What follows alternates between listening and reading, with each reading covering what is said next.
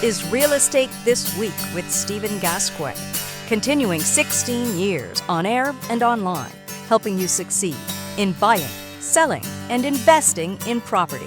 The best real estate strategies out there just for you.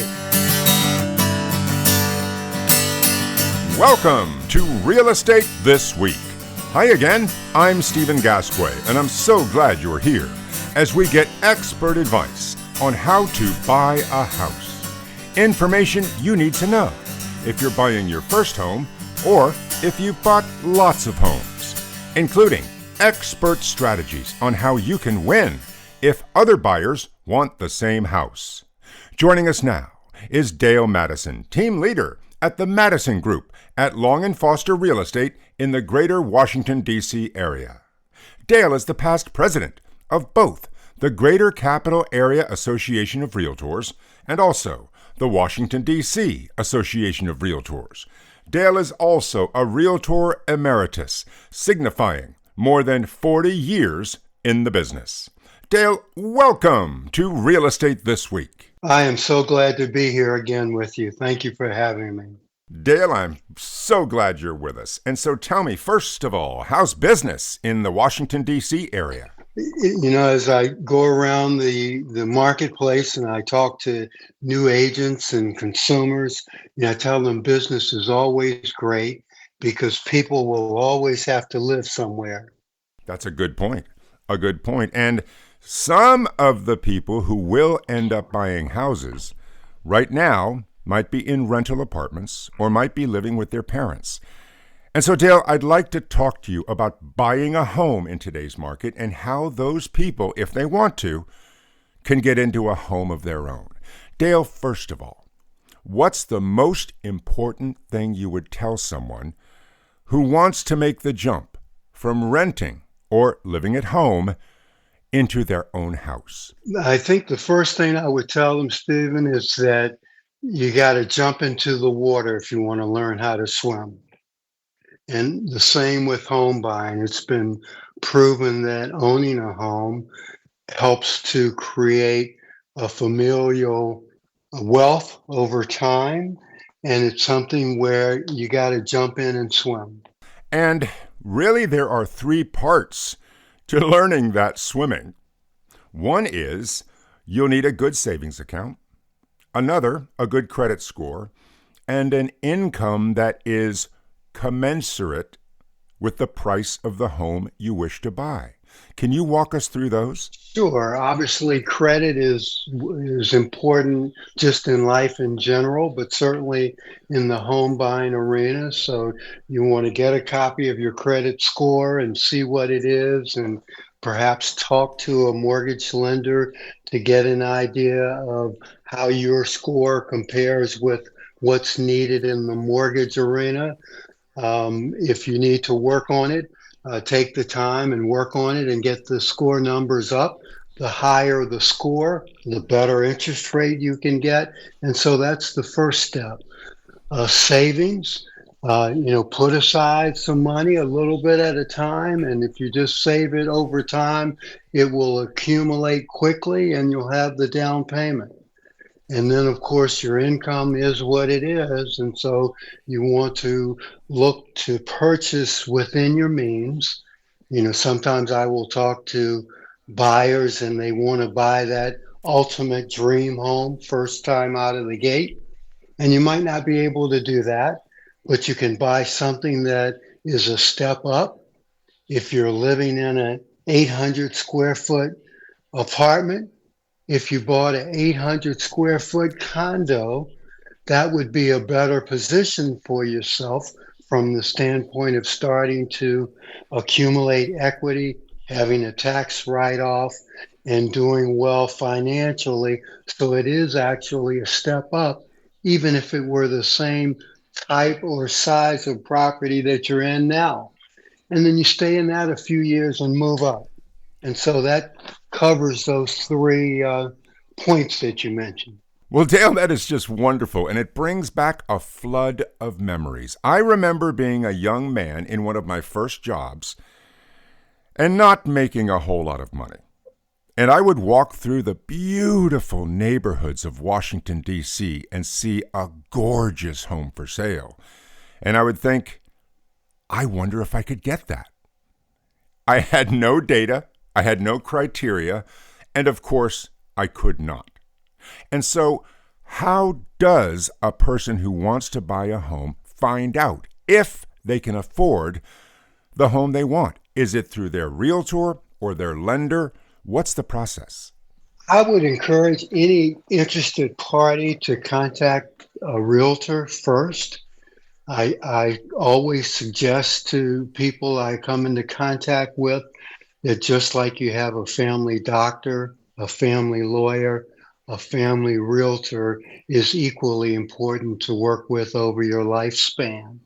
And so that's a good person that you know, that you can build a level of trust with and have good heart to heart conversations about your goals and aspirations as they relate to home ownership.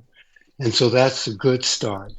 That realtor will have a connection with multiple lenders. So you have the option of connecting with a lender that you can trust and like as well, and get information on the specifics for your particular wants, needs, and abilities. And that's how you get started at this. That's a really good point, Dale. And let me ask you about that. If I'm looking to get a mortgage and I'm a first time buyer, or for that matter, if I'm a 21st time buyer, should I shop around for that mortgage, or is the first lender bound to be the best one? It certainly does not hurt to shop. But again, if you've got the relationship with the realtor, they're going to have relationships with lenders that you can trust, lenders that will answer their phone and be there for you. And so having someone that is a pro at what they do is the critical part of getting to the end result. It's important to build that relationship with a team. Sometimes once you've gotten past the point of being approved for a loan and perhaps picking a property, you still could be in a position where you might end up having to compete or at least win the seller's acceptance of your ability to buy their property. And part of the seller's willingness to accept an offer is going to be based on the team that you've put together as a buyer to represent you, to work with you, to take you from start to finish. And when it comes to that team, and as you say, presenting an offer to a seller, I understand that if you're not pre-approved for the mortgage, in many cases, you might as well not even try. But you need to be pre-approved. Can you tell us why? Sure. It just adds firmness and solidity to your offer. The seller will know that you have the ability to buy. It also helps, though, when you're at the beginning of this process, as you get ready to go out shopping, being pre-approved, you know what you can afford. You know what kind of properties will fit in with the lender's requirements. And so you know what to view and look at and choose from. That is such great advice. And also, when it comes to trying to win the house you love, now, what's involved in writing an offer that the seller will pick while they reject other offers? There are a number of components to an offer, and every term, every part of the offer that specifies what you will do adds either strength or weakness to the offer.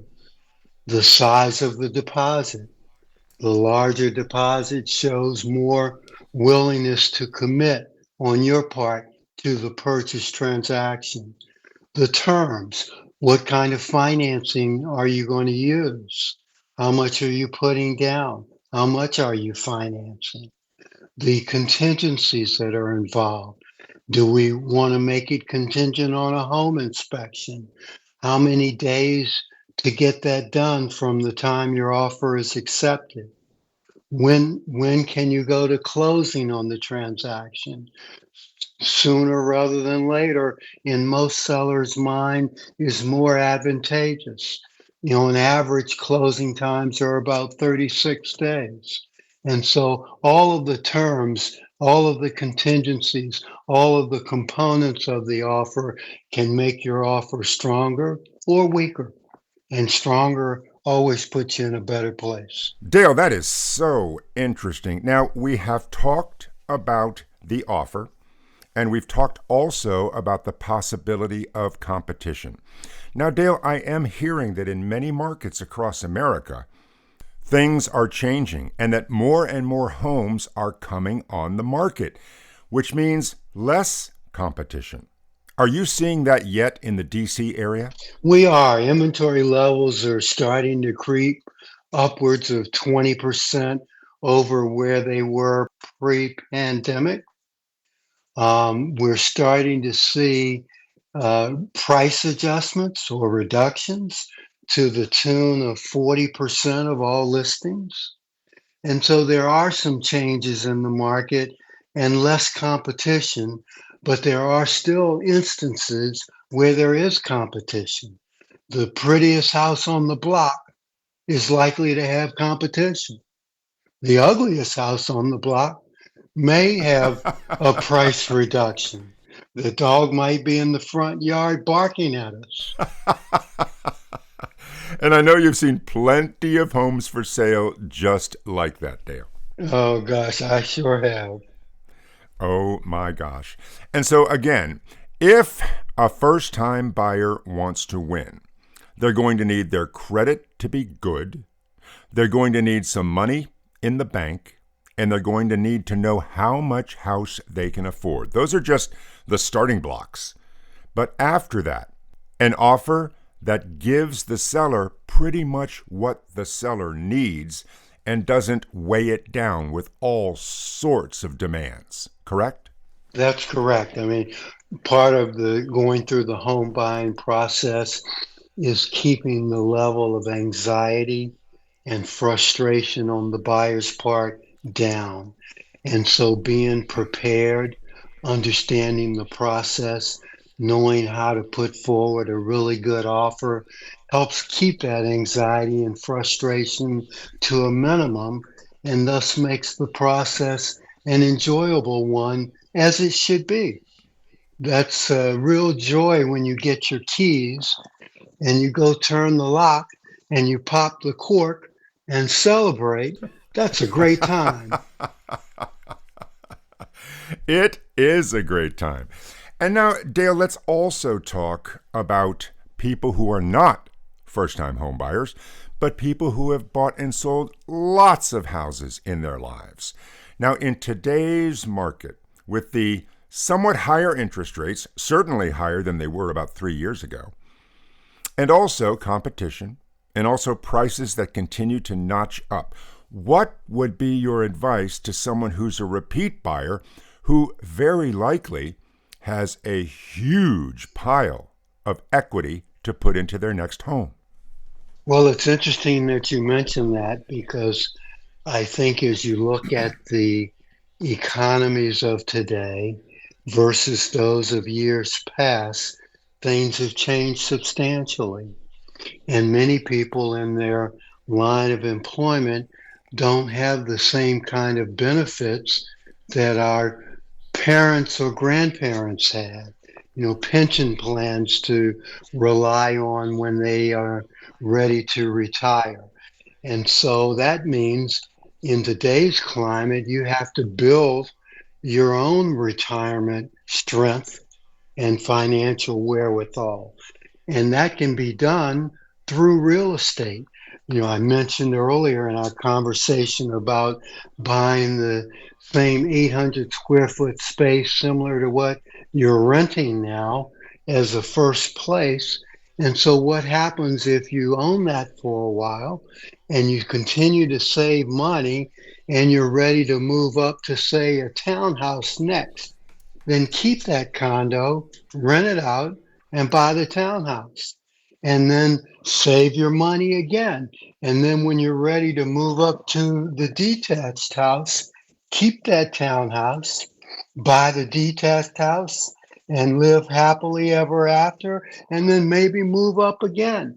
And so then when you get to a retirement age, a young age of 55 or 65, you have some real estate assets that potentially could be almost paid for and bringing you in additional income to carry you forward into retirement years in the next chapter of your life.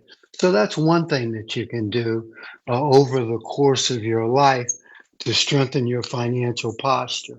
And if you do that 3 or 4 times, Dale, you are in a really great position. Exactly. You've got something to fall back on.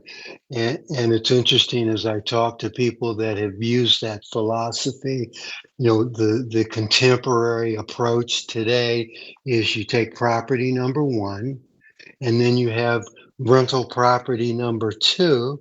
And if number two is generating a positive cash flow, you don't need that $100 or $500 positive cash flow because you're still working.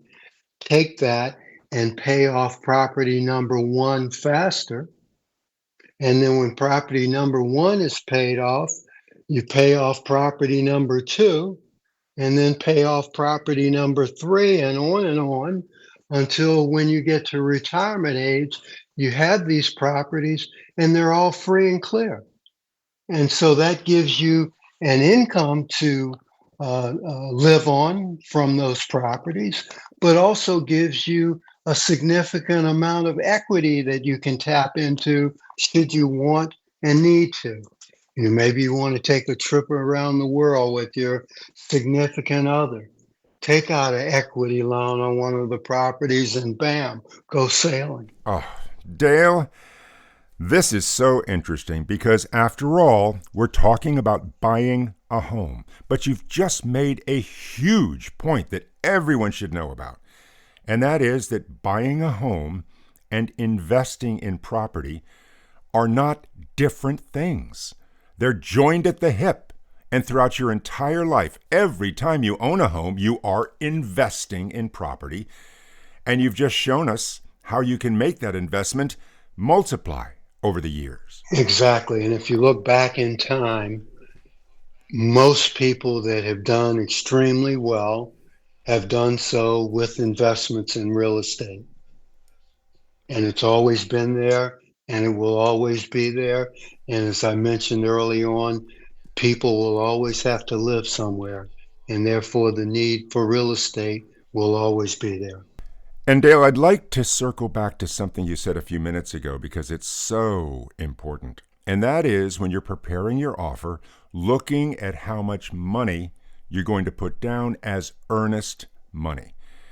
Now, say that a person has saved up $50,000 for their down payment, and they find the home they love. Quite often, they'll just put down $5,000 or maybe $10,000. And that may be because they're afraid to put down the entire amount, afraid that something will happen to that money if the deal doesn't go through. Can you walk us through that?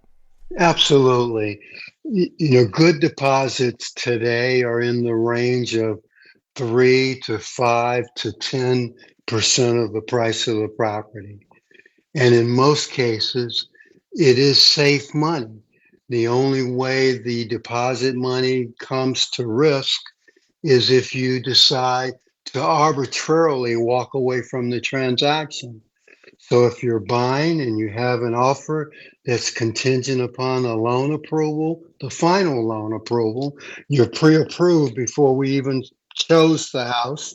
So you have the personal credit worthiness to seal the deal and get a final approval. So the only thing outstanding is the appraisal, and potentially, if it's a condo or HOA, the approval of the community documents and the community finances.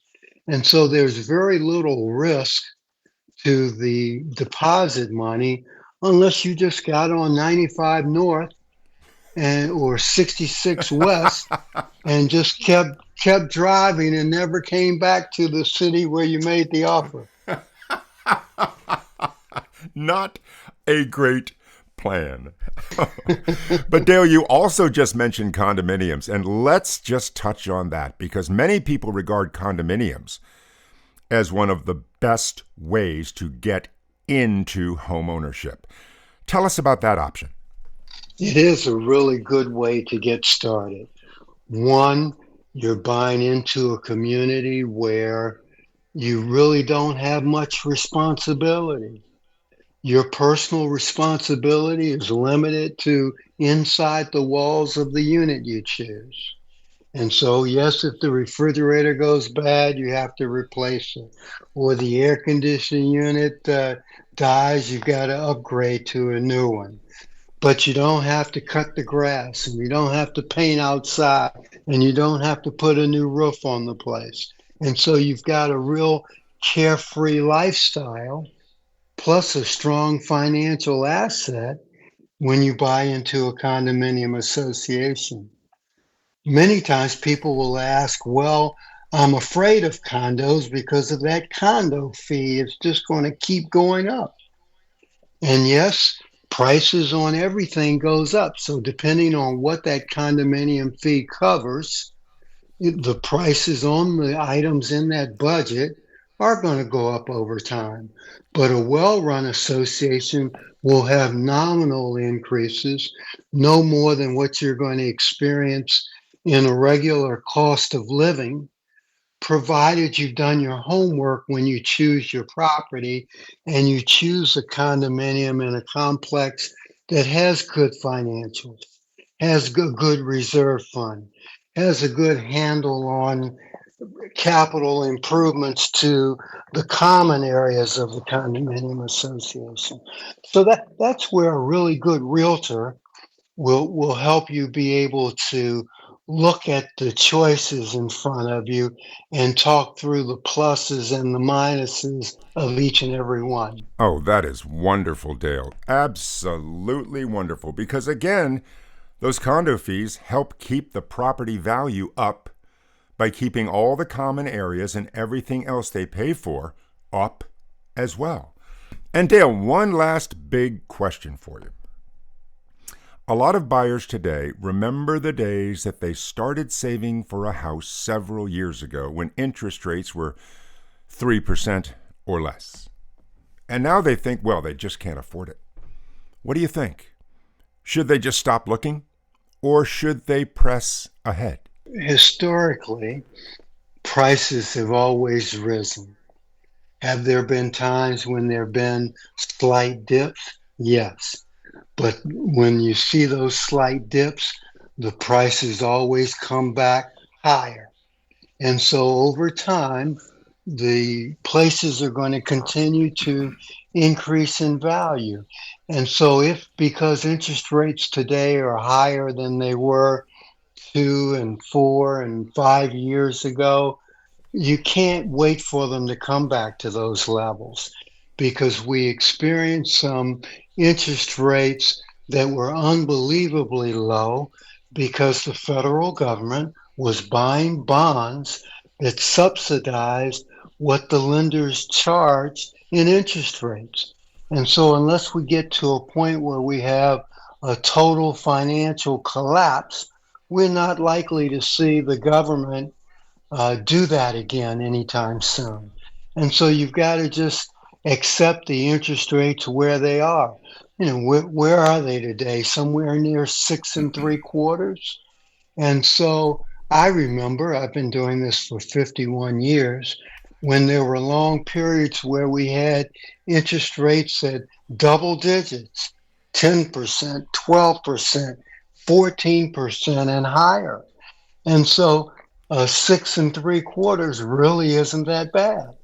There are lenders today that are offering some really unique plans. I heard of one this morning that will give you a 1% buy down for the first year at no extra charge.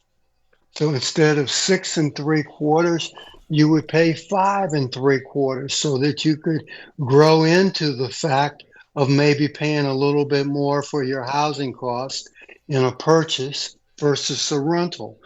There are buy downs that you can contribute to, or you can get a seller to contribute to on your behalf, where you start out 2 interest points lower and then move up the next year to 1 interest point lower.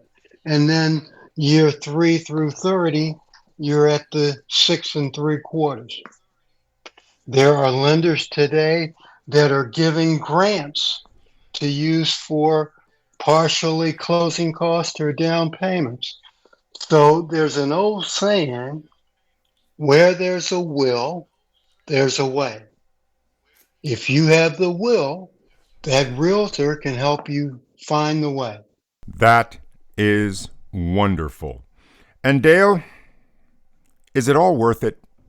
Is all the hard work? Is all the saving? Is all the trying for one house and maybe losing it and yet trying again? Is it all worth it? When I come home in the evening and I stick my key in the door and come in and enjoy dinner in a good-looking kitchen and enjoy family and friends or acquaintances as I live here, those are the best times of life. In addition, the financial foundation that it's helped me build over years has just been phenomenal. And so when you look at those two aspects of your life, how can you miss those? Well said, my friend. Well said, Dale.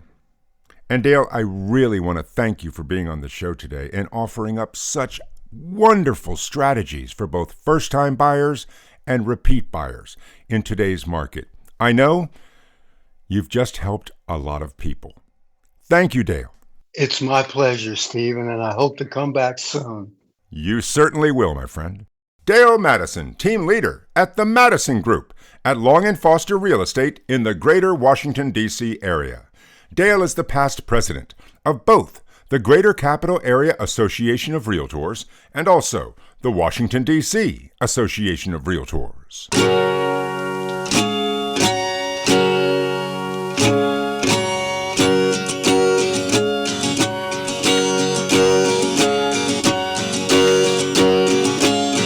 You're listening to Real Estate This Week with Stephen Gasque. And now, it's time for Beyond the Basics, in which we bring your real estate knowledge to the next level. And today, we're going to talk about something really important for everyone buying a house. Something some people don't know about, and something others do know about, but figure it doesn't apply to them. But it might. Because down payment assistance can help so many home buyers, and maybe you. Down payment assistance programs are up and running in all 50 states, and their purpose is clear. They exist in order to help people buy homes and to overcome the biggest single barrier to homeownership in America, which is coming up with the down payment. First of all, let's look at the facts about whether you might qualify. Yes, some down payment assistance programs are for first-time home buyers. But in many cases, the term first-time home buyer is defined as not owning a home in the last 3 years. Not forever, just in the last 3 years. And other down payment assistance programs are okay if you're a repeat home buyer. So don't just wave your hand and figure, I don't qualify. Also, many people think they make way too much money to qualify for down payment assistance because they believe the programs are just for low-income buyers. Again, that's not the case. Many times you can make a 6-figure income and still qualify. You can have a really great job with a really great paycheck and still get down payment assistance. So, do you qualify? Well, it's possible you do. Now, down payment assistance programs come in different shapes and sizes. One is a grant. in which they just give you down payment assistance money. That's it, and you never have to pay it back. Now, that's pretty great. Another involves living in the house for a certain amount of time. Live there 5 years, or maybe 10. Well, if you do, the money you've received for down payment assistance is automatically forgiven at the end of that time. Another type of down payment assistance is paid back when you sell the house, and only then. And in between the time you buy and the time you sell, no payments are due. So, as you know, if you hold on to a house for many years, chances are you'll make money. And chances are enough money to easily pay back the down payment assistance you received. And now the biggest question of all. How much money could you get? Well, that depends on the down payment assistance programs in your area. There's no one-size-fits-all. In some cases, it might be $5,000 or $10,000. In other cases, it might be $20,000 or $30,000. And in other cases, maybe even more. We're not talking chump change here. We're talking serious money designed to help you get into a home of your very own. Now, there are 4 basic ways to find out more about down payment assistance. 1, go to downpaymentresource.com. They'll have information about what's available where you live. 2, ask your real estate agent. 3, ask your lender. Or 4, you can go back to the main page for Real Estate This Week, that's this podcast, because we did an entire program on down payment assistance in episode 4. You'll find it in the same list of shows you found today's episode. Because that's why we're here. Real Estate This Week wants you to know everything you can so you can succeed in any type of real estate you want to do. So, go for it.